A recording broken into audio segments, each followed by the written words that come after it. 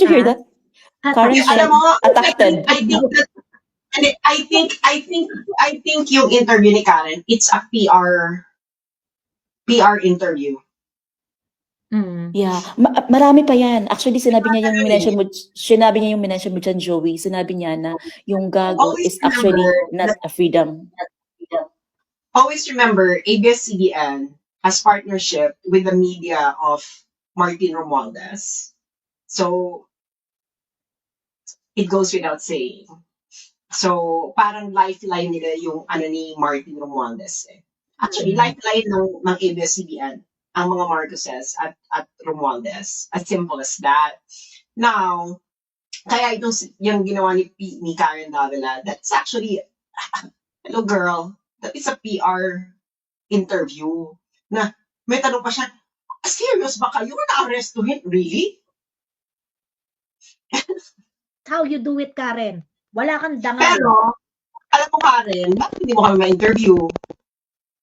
Correct. Akala ko ba dapat objective kayo, fair? Bakit hindi mo interviewin? Yung ang may kasalanan kung bakit nagkaletse-letse ang Pilipinas. Dahil, tatagalugin ko yung sinabi niya, tinapunan ng basura ang consciousness ng mga tao. Kayo ang may kasalanan. Okay. Tapos, sisisihin nyo kami? Sisisihin mo kami? Fake news. Kayo fake news ba? You have been disinforming the public for a very, very long time because ABS-CBN is corporate media. You are actually pushing for the corporate interests of the Lopezes na isa sa mga oligarko ng Pilipinas. Nagkaroon na kayo ng competition and right now you cannot keep up. You know why you cannot keep up? Because you're spending millions, darling. You're spending millions in order to connect to the Filipino masses while people like us only has our moisture.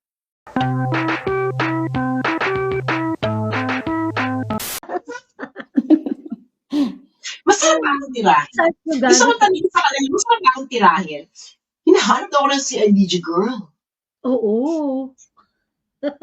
Actually, kami daw, talagang nakamonitor ang accounts 24/7, ganyan-ganyan. Even the Ako hinahanap. Parang, I'm disappointed. Kasi given the Intel funds, talagang hinahanap niyo pa rin ako sa Pilipinas? I mean, that's stupid.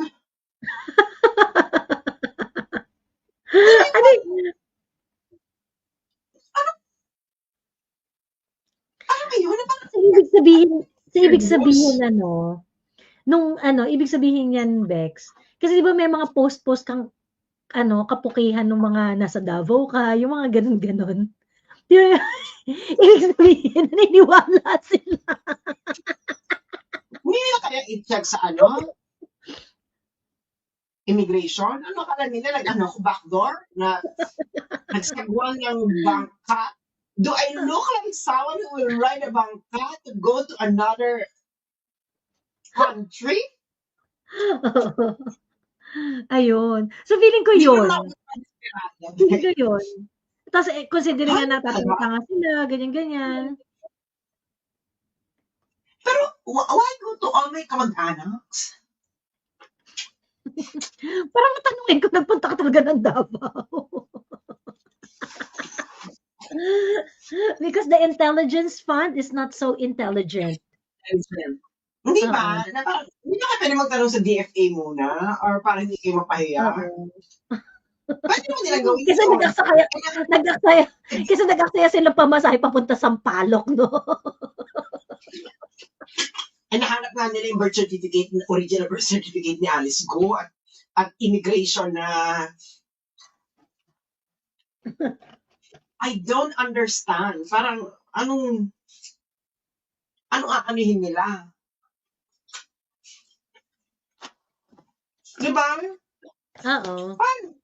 What exactly is your point? Do you have a point? Nag-uusap ka kami nung kasi para sabi, Oy, mino-monitor yung mga gadgets nyo, ganyan, Kasi There, wala. hinahunting ka na rin for sure there eh. Naku, tumigil ka, Joey, ah. Nervyoso pa ako si There. Okay, end live na. Bye. Bye. There. Ayan.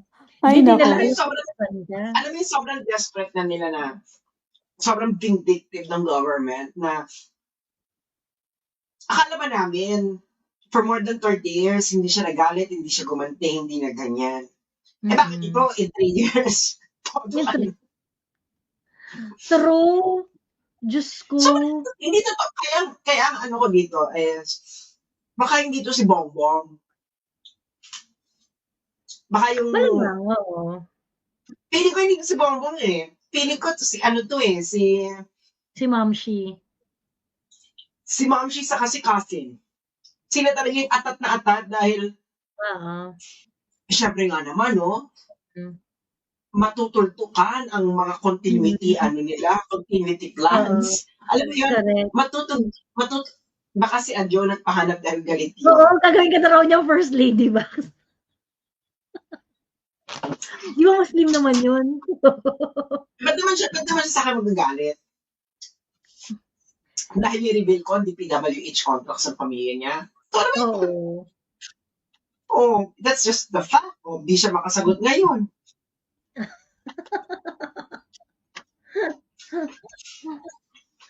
True.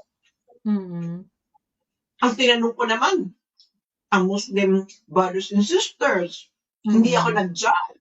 Dahil hindi ko naman relihiyon yan. Tinanong ko Muslim brothers and sisters kung kaharam ba o hindi haram ang kanyang ginagawa. Hindi ko po alam ang sagot dahil hindi ako Muslim. At hindi rin ako religious in that way. So, sinagot naman ng mga Muslim. Oh,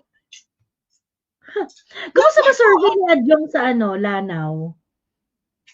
wala naman siya kalaban. Ano ta? Wala ba siyang kalaban? Ganyan sa mga probinsya, binibil yung kalaban. Oo. Zia Alonto Adjong. Government. But before, their fake news protected the president. So parang fake news daw protected the president Duterte before. Yes. Alam mo na, yes, sinabi niya yun, Sas. May post ako niyan. Kinuha ko yung interview nila. Talaga? Yeah, tingnan mo sa tingnan mo sa page. Tingnan mo nga sa page. Tapos sinabi talaga niya.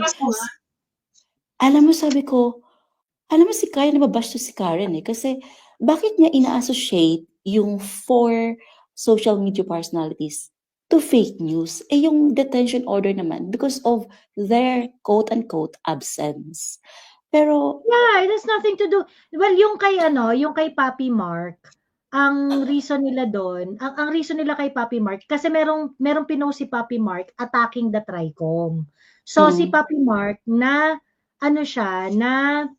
contempt siya because of that reason. Ganon. Hindi because, hindi dahil sa hindi siya nagpunta or hindi dahil sa Yun yung reason. Dahil meron siyang pinost na for them, it should be cited in contempt dahil directly attack Yes, but not to fake news. Pero ang sinabi ni Karen, panoorin mo yung interview ni Karen, yun yung sinabi niya. At saka, how dare of her to say talaga na these are the same people who spread fake news before at parang silang raw nag-suffer din sila sa media and all. Sabi ko, bakit niya may direct association to the Gusto ko sabihin kay Karen, nakikinig ka ba? Kung nakikinig sa Karen, yung mga TikTokers dito ha, i-cut nyo tong sinasabi ko. I-ano mo girl, palaki mo yung natin para bongga tayo. Para maganda yung wait lang. Para maganda ang cut sa TikTok. Okay, TikTokers and YouTubers. Ready? Get ready. Ito ako yung sasabihin. Sandali lang, kailangan maganda naman ako.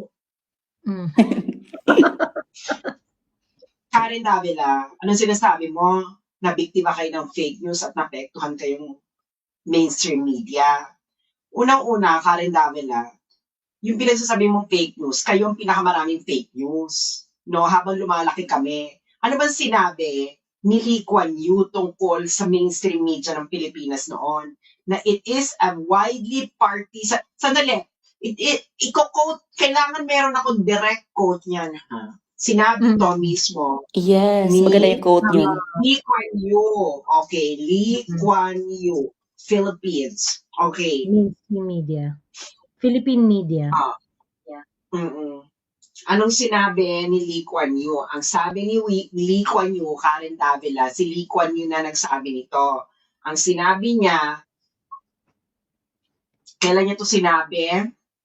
Sinabi niya ito ng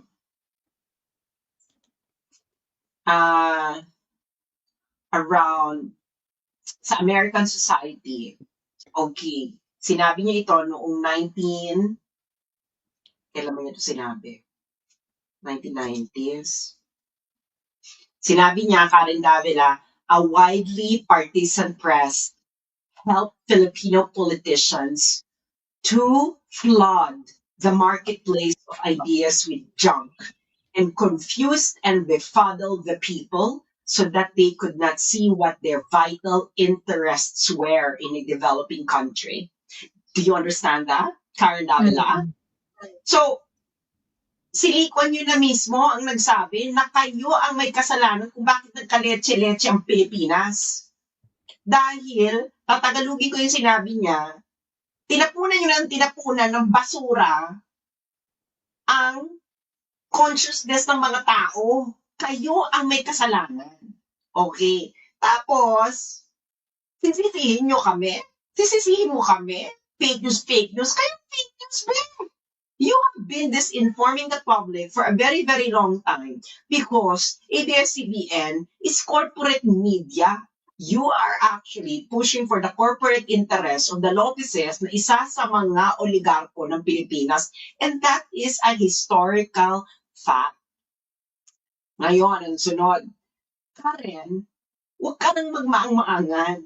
What you are actually experiencing is competition on who can actually connect with the Filipino masses. For a very, very, very long time, kayo dyan sa ABS-CBN, ang feeling ninyo, kayo ang may connection sa taong bayan at sa masa. Because kayo lang naman, namamayagpag kayo ang very, very connected sa masang Pilipino. At nung nagkaroon ng social media, nahubaran na ang inyong hypocrisy. Nagkaroon na kayo ng competition, and right now, you cannot keep up. You know why you cannot keep up? Because you're spending millions, darling. You're spending millions in order to connect to the Filipino masses, while people like us only has our moisture in order to connect to the Filipino masses. So, ibig sabihin, we are connecting to the Filipino masses with less money, with less makeup, with less false eyelashes, Correct. with just organic moisture compared to you. And oiliness. Ibig sabihin, Karen, you are being outcompeted. At alam na namin yung mga strategy ninyo, kayong ABS-CBN. Because we grew up during the network wars noong 90s, at ganyan din ginagawa ninyo, ABS-CBN at GMA, sa isa't isa noong panahon na yon. Sinisiraan niyo yung isa't isa dahil gusto nyo makuha ang puso ng taong bayan. And that is exactly what you're doing right now. What you have been doing in the 90s. Hello! Sa tingin nyo ba, may amnesia kami na hindi namin alam pinagagawa sa isa't isa?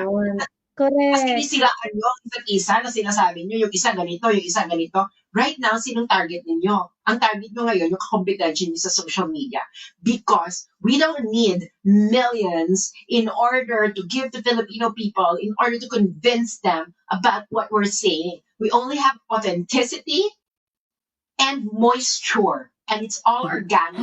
We don't need your fake lashes, fake makeup, and fake personality, Karen. Parang nakalimutan mo na, Karen, nagsama tayo noon nung interview kay BBM sa Malacanang, and that was in January 2023. Nagulat nga ako sa iyo, girl. Alam mo ba bakit ako nagulat sa iyo, girl? Ha? Nagulat ako sa iyo, girl, kasi ang bait-bait mo sa akin noon.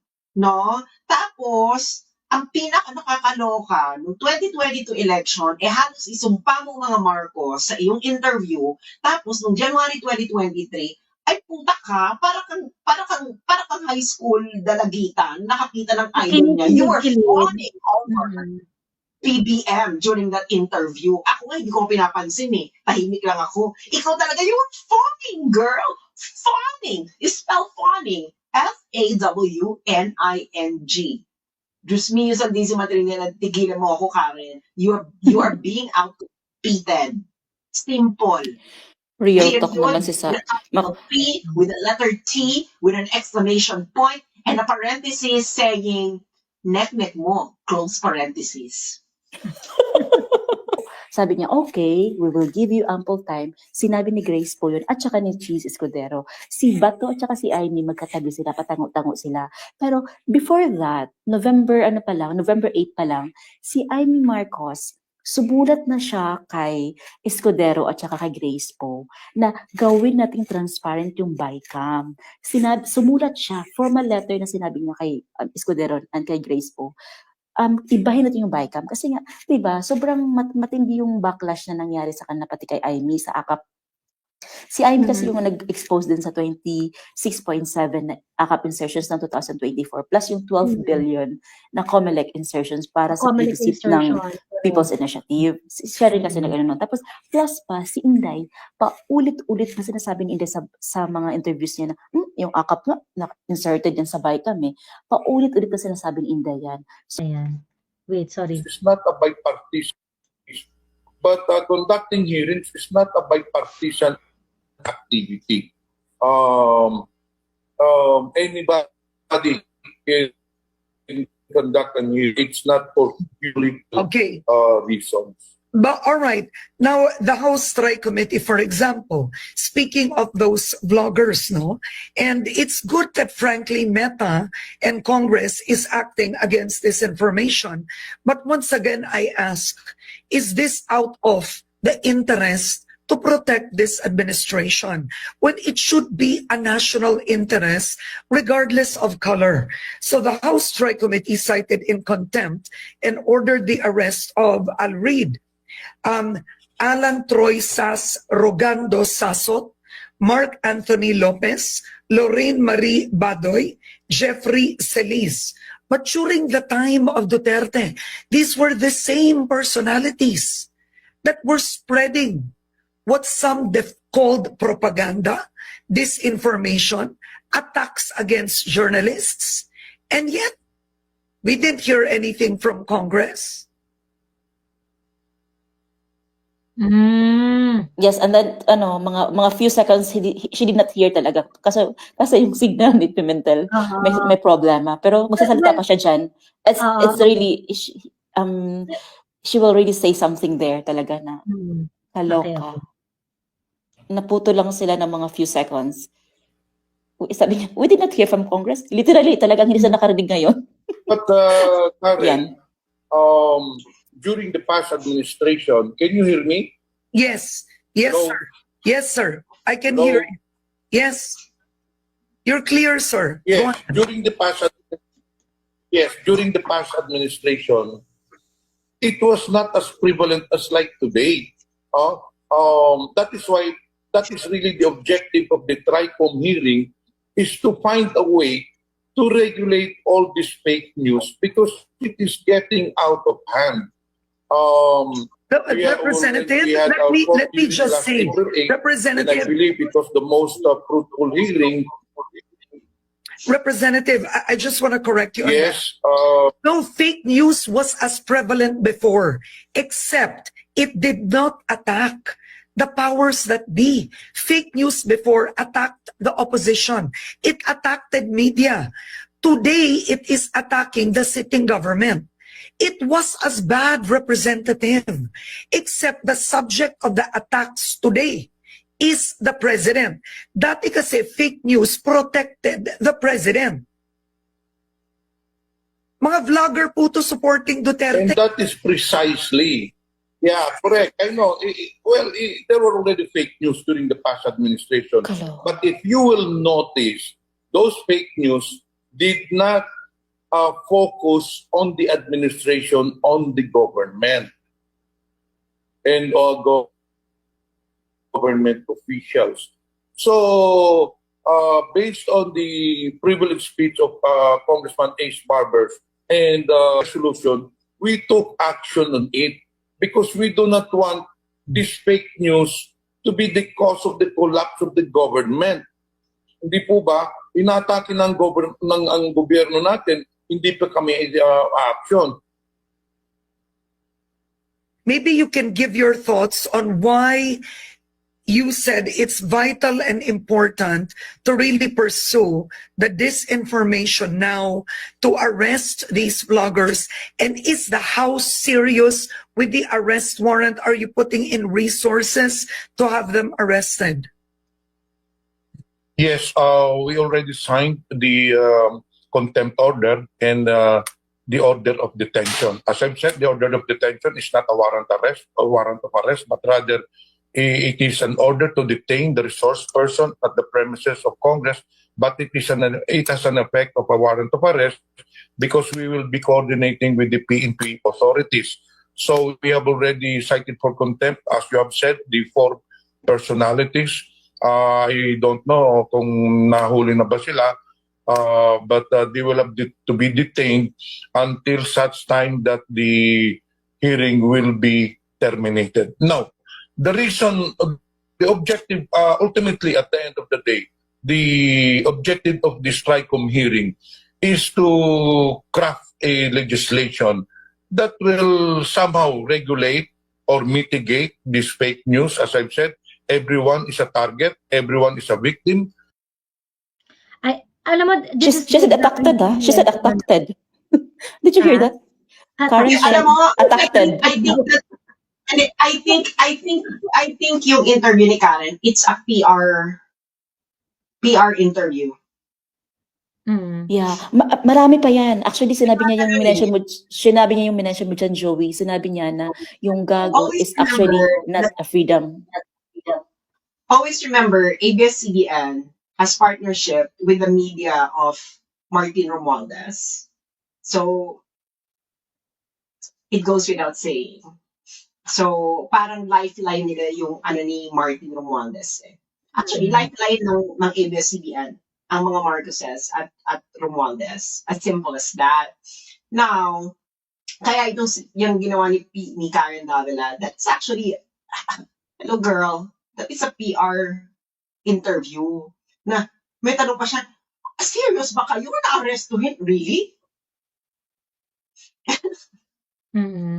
Actually, ito yung sobrang daming ang problem ko dun sa ni Karen. It is pretending to be in favor of the vloggers actually. It is actually pretending to be in favor of freedom of speech. Kasi parang ang sinasabi niya, itong mga to, ginagawa naman nila to dati pa. Whatever it is that she is referring to, but later on I'm going to to tackle specifically yung subject ng ibinibintang niya.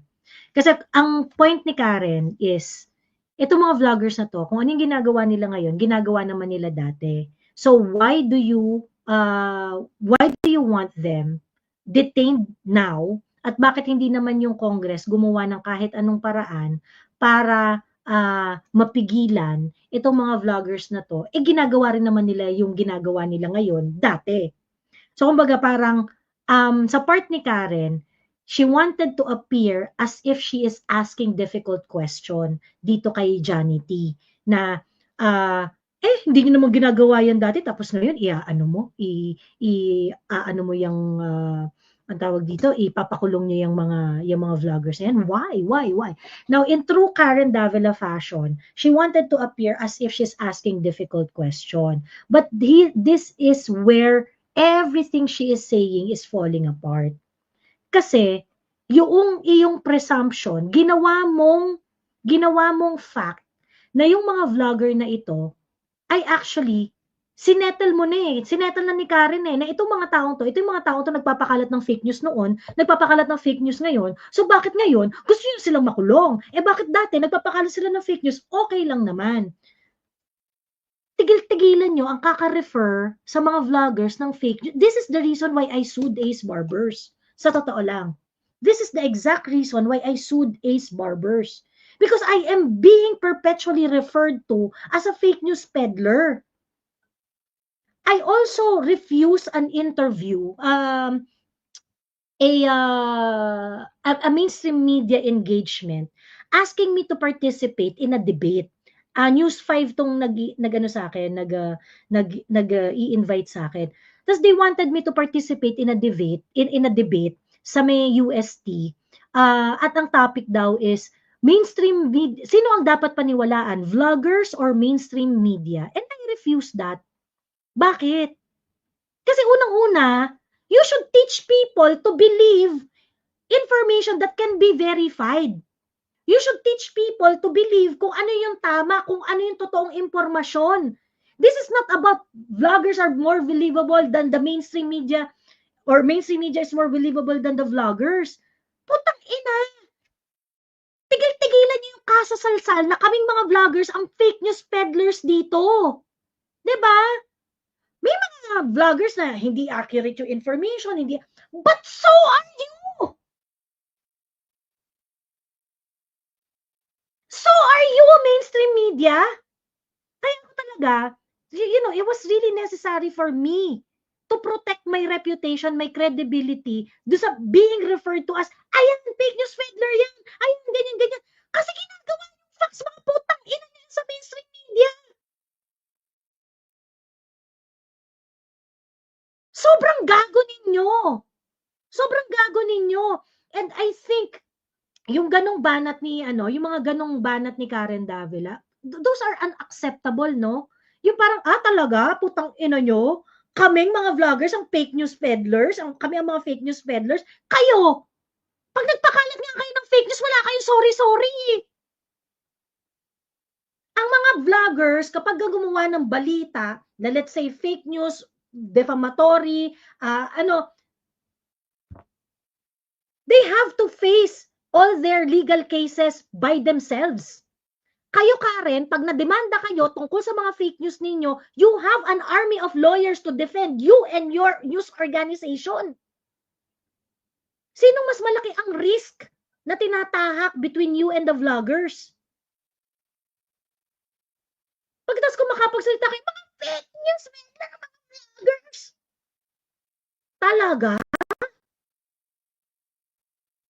Can we stop looking at people based on their, kasi ganito yun yung, tama si Sas sa sinabi niya kanina We outlasted, and outcompeted you. Despite us, na walang make-up dito, walang studio, walang lighting, walang staff, walang mga kung ano-anong pagpapanggap. Pero mas pinapakinggan kami ng tao kaysa sa inyo. Galit na galit kayo sa fact na yan. Galit na galit kayo sa fact na yan. Kasi we figured out na ang kailangan ng tao ay totoong conversation. Hindi yung mga kaplastikan ninyo. Hindi. Of course, ikaw, Karen, you're going to ask that question because you have to pretend that you are asking the difficult questions to our government officials. How do you do that? By maligning all of us. That's how you do it, Karen. Wala kang dangal. Pero, alam mo, Karen, bakit hindi mo kami ma-interview? Correct. Akala ko dapat objective kayo, fair. Bakit hindi mo interviewin? Alam mo, Karen, nakita mo ako in person. Bakit hindi mo sinabi sa mukha ko na, oy, Sas, nagpapakalat ka ng ganito? Ba't di mo sinabi, right, on the space, darling, hindi mo kaya. Nakita tayo. O, hindi mo sabihin sa akin yan, harap-harapan. Nandun ka, nandun ako. O. Tapos ngayon, gaganyan-ganyan ka. Alam mo, Karen, you cannot hide behind your thick makeup and full fake eyelashes. Kung ano talagang ginagawa mo. At alam naman natin lahat na yung network mo ay may partnership with Martin Romualdez. Hindi mo nga, bakit, Kaya kayo nagkakaganyan because you can no longer control the narrative. As simple as that. You cannot control the narrative. You've been controlling the narrative in the Philippine discourse for a very, very, very long time.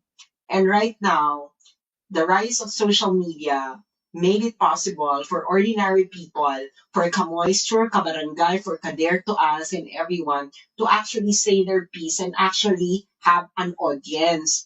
Before, pipili lang kayo ng mga tao pwedeng magkaroon ng audience. Right now, that power has been snatched away from your hands, and anyone who loses power actually will do exactly what you're doing. You are a declining power, and every declining power will actually prevent their decline. But the problem is you are actually hastening it because you forgot that we actually have already a community. You don't have a community, darling. Karen, no one in their life will really find you their community. You are a person paid by ABS-CBN in order to actually put forward whatever your editor would like you to say. There's no freedom of speech there, darling. You are under editorial control, and the editor is under the control of the owner of your network, which is an oligarch. Who's controlling us? No one. Nag-imagine lang kayo may nagko-control sa amin, pero wala kayong mapatunayan. You know why? Because naiinggit kayo sa amin, because we can speak up our minds while you are slaves and prisoners of your golden cage, darling. Period. True. Oh my goodness. That deserves to be dapat ilagay yun sa isang post. Yung sinabi ni Sas. Pakikat yung part na yan. Kasi ba naman, Sas, nagpapakita ka ng hundreds of millions of views. Sino ba naman hindi ma-insecure sa'yo? Tapos, ang dami nanonood sa'yo. You're being Hindi pa quoted. nagpapalit ng damit niyan si Sas, ha? Another thing, how they try to belittle. Look at that. Tingnan mo kung paano kinu-quote si Sas. Si Sas is a blogger. Hindi na sinasabi na scholar, magna cum laude sa Leiden. Hindi sinasabi na subject matter. Kasi ganyan ang mga elitista there to us. Yan si Karen, elitista yan. Every one of them are elitista. Either elitista sila or mga social climber, as simple as that. At ang ugali ng mga elitista at social climber, kailangan gawin nila papangitin yung background ng isang tao in order for them to feel good about themselves. To look better. They would like to feel good about themselves. No? As simple as that. No, alam naman nila na parang sampalan kami ng CV. I have a higher education than them. I have a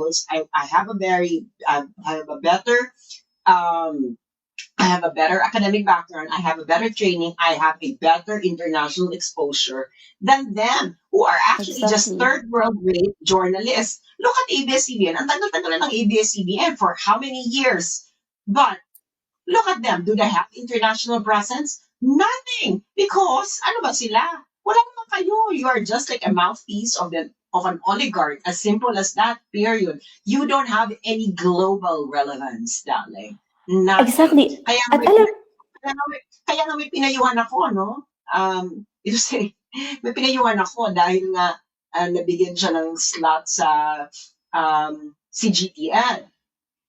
Ngayon, nilalait-lait siya na parang naku, aanihin ka dyan, ganyan. Sabi ko sa kanya, darling, sabi ko talaga sa kanya, alam mo, kung dyan sa Pilipinas, look at what kind of news you are actually going to share to the public. Nasa CGTN ka, and then you're calling out reporters in Gaza. You're calling out reporters to report in New York. Pag nandiyan ka sa Pilipinas, ano ka sa Tondo, may sunog sa Tondo, ganyan. No relevance to the world. Nobody cares about whether there's fire in Tondo in the world. But now ngayon, meron ka ng relevance and you are actually being watched by actually billions of people. How many people watches ABS-CBN again? Yeah. Sas, I would like to ask you, did anyone bother to contact you to get your insights and interview you yung pasabog mo na si counsel Dove Jacobs was actually your professor in 4 subjects? Kasi kung sa ibang circumstances pa Wala yun, rin, wala rin. kung Hindi nagkataon pa yun na, hindi rin sila nag-cover about anything, even the expose, binalita ba nila yung mga DPWH contract ni Adjong? That is actually in the public interest. Is that fake news? Binalita ba nila yung grabe yung bloat ng budget ng House Budget of ng House of Representatives? Wala. Representatives. Diba? ng ila, that's public interest. Sa akin na naman naririnig yan. That's why I'm Exactly. relevant, Karen. Because bloggers can hit it where it hurts. Kayo, under the control kayo ng may-ari ng network at yung mga may-ari ng mga networks ninyo, kabarkada ng mga politiko, tigilan ninyo ako. Kung hindi kabarkada, kasimbutan, tigilan niyo ako. Yun ang sabihin ko, tigilan niyo ako. Tsaka ninyo.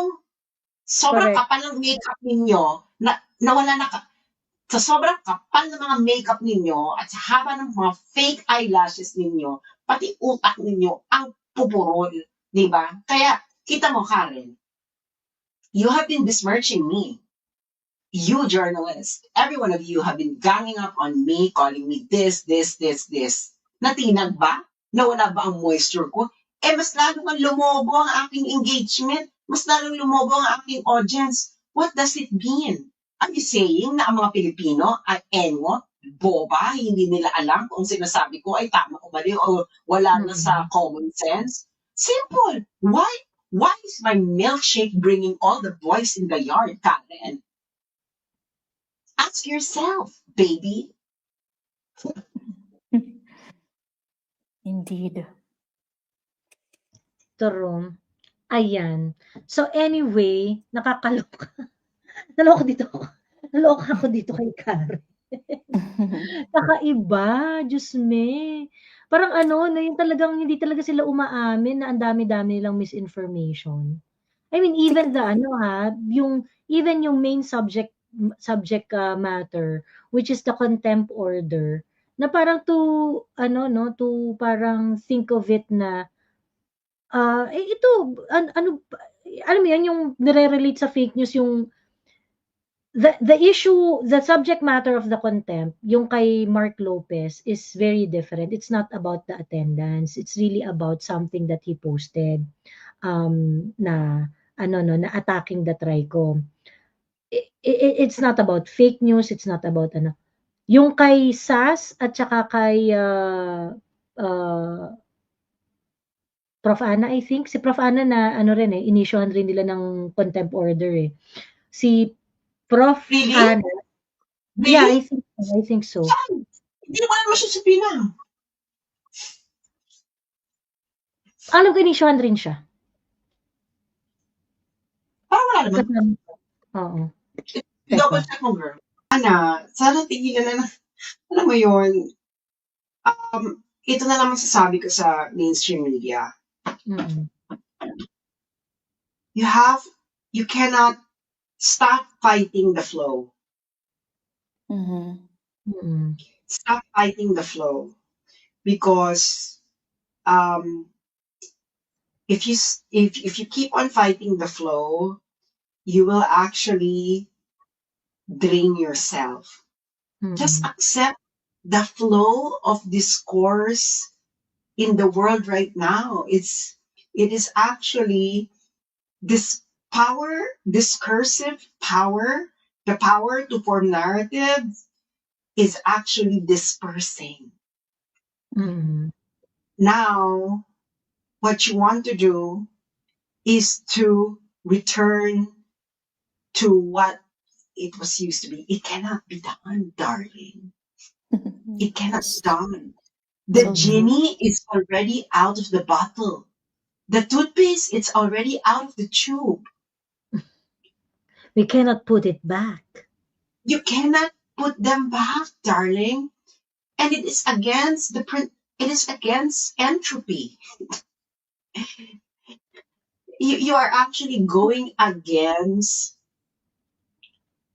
physical, the laws of physics. Things will get more complex. So what are you going to do? Are you going to go against the laws of physics? No, that's not possible, darling. Mm. Kahit magdasal pa kayo sa Diyos, babatukan lang kayo ng Diyos. Grabe siya. Sasabihin lang sa inyo ng Diyos, punyeta ka, na-set ko na ang laws of physics, babaguhin ko for you? Ano ka? So, understand the flow, be like water, adapt, okay? And yung bababuhin nyo yung mga tao, sisiraan nyo, ginawa nyo na yan noon sa isa't isa. Sa network wars ninyo, GMA7 and ABS-CBN, di ba grabe ang Nakita na bardagulan? namin yan, di ba? Nakita na namin yan, grabe ang bardagulan nyo noon, grabe ang siraan nyo noon.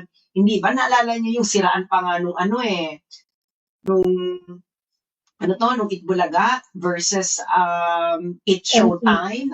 Oo, it's Naalala showtime niya. yung MTV, siraan din kayo noon. O, naalala niyo sa It's Showtime, saka yung sa Itbulaga, yung nagsisiraan sila, di ba yung isa yung Pastillas Girl, tapos yung isa, Alden, yung Aldab.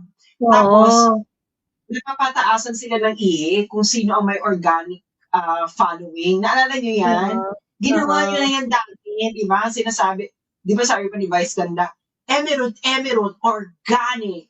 So, ibig mo sabihin, Norbeke yung kabila. Hindi ba? So, nakita na namin to. This is nothing new. So, you have to understand that the flow, the nature of the flow is to flow. Okay? Do you really think that you can stop this? Even if you remove Joey, me, or somebody else, even if you remove Joey, me, or you physically eliminate me, somebody else will replace me. And maloka kayo, baka the people who would replace us would be much worse than us. Mas maloloka kayo.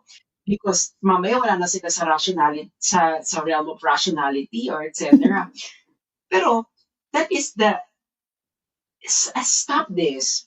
You cannot undo the flow of how things are flowing. Okay? You cannot fight the river of time. No one can ever do that, even God. No? Because He already set it up. That is it. Then you have to flow with it. You need to swim with it. You cannot do the same thing that you were doing before against your competition. Do you know why? Because right now, the power to shape narratives is no longer just in the hands of those with superior material capability. The power to shape narratives is now beginning to flow more into people who are actually authentic, who can connect with people, and that people could actually relate to because they do not separate themselves from the masses. And I love you all.